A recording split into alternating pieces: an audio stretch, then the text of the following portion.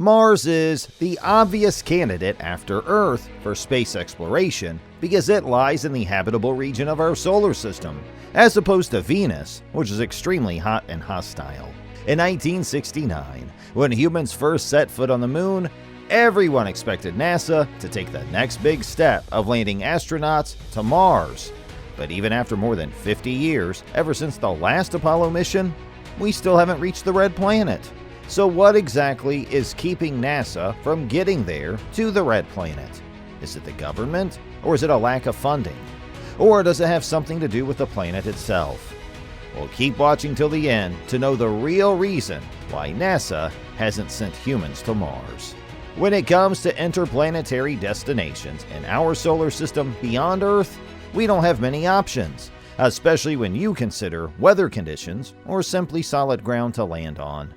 Our nearest neighbor, Venus, is so hot that you would turn into ashes even before reaching the surface.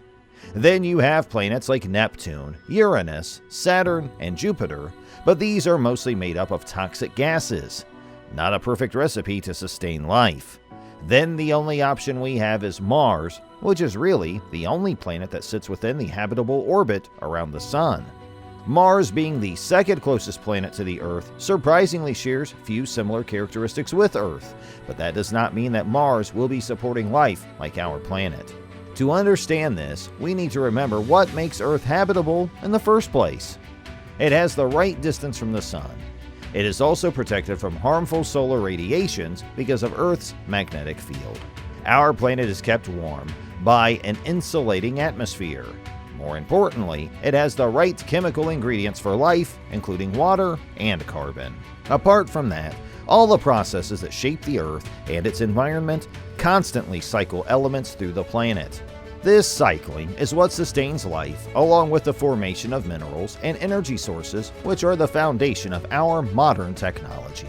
Life on our planet is the result of thousands of years of evolution, so it did not happen overnight. But as humans, it's in our nature to explore and venture out, using the technology that we have today to get to new places. That's exactly what we did in 1969, when the first humans set foot on the moon, which was indeed a giant leap for mankind. Then there was no further interest in exploring space, because the lunar mission happened only due to the space race in the context of the Cold War. Now we have companies like SpaceX that were formed with the primary goal of getting humans to Mars and colonizing it, making humans a multi-planetary species. According to a space policy expert and Arizona State University professor, Greg Autry, SpaceX, the company headed by Elon Musk, won't reach Mars until at least 2029, with or without NASA's help. In 2004, President George W. Bush announced NASA's Constellation program, which had two primary goals: send a crewed mission back to the moon in 2020 and land humans on Mars in 2030. Then we had the Obama administration, which steered away the agency from the Constellation program to instead focus on Obama's Journey to Mars project, which aimed to send humans to the red planet by the early 2030s. Then we had President Trump, who shifted the agency's focus once more when it announced its goal to return American astronauts to the moon, and from there lay a foundation for a mission to Mars. All of this shuffling might have completely redirected the agency's focus on Mars, but the agency still requires a lot of things to be figured out before putting humans on Mars. So, what exactly are the challenges?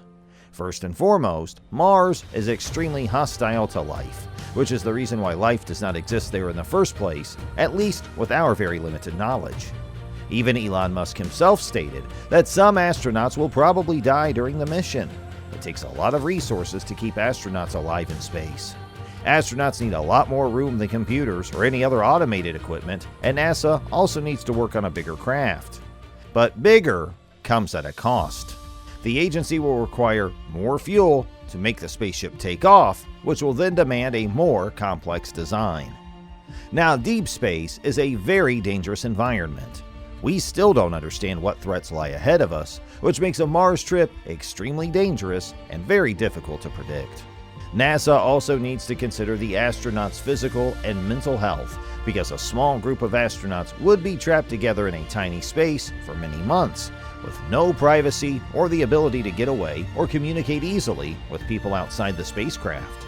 This is a place nobody wants to be in because it is going to take a huge toll on the mental health of the astronauts, especially if it's a trip with a very low chance of return. Building a spacecraft that can cruise to Mars safely is another huge challenge. For instance, the astronauts staying on the International Space Station can receive supplies of food, water, and other provisions because they are close to the Earth. But the journey to Mars will last for 6 to 9 months, depending on the relative positions of the planets to each other. So supplying food or anything else is impossible. The red planet is at least 34 million miles, or about 55 million kilometers, away from Earth from its closest distance. But this distance between Mars and Earth is not always the same. This has to do with the fact that Earth and Mars orbit the Sun at different distances and speeds, which means that there are optimal periods to travel between the two planets. The idea is to not only find the shortest distance to travel to Mars, but also to make it back to our planet. The spacecraft will need to be self-sufficient with all the necessary supplies required for the trip, including fuel, food, and other necessities. It will also need to provide protection for the crew. On Earth, we are shielded from the sun by magnetic fields, but out in space, there are high chances that these astronauts will be exposed to solar and cosmic radiation, which could damage cells and increase the risk of cancer. Most rockets that we have today are launched out of the atmosphere using rocket fuel because of the chemical propulsion system. But rocket fuel will take up a lot of space, which is not ideal for long travel times. So the best way for NASA to get to Mars would be by building a system that's based on nuclear thermal propulsion or nuclear electric propulsion, which would be more cost-effective. There are several organizations that work on different nuclear fission technologies, including a fission surface power system.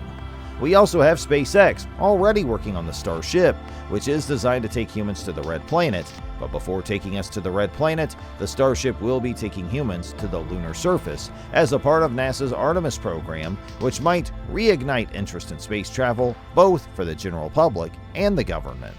The other problem is humans themselves. We need to deeply learn how humans, who evolved to live on Earth with the Earth's gravity, will now cope with low gravity, close proximity, and tight spaces on spacecraft for several months of transit. When humans are crammed into a spacecraft, things can get difficult, especially with no outside contact.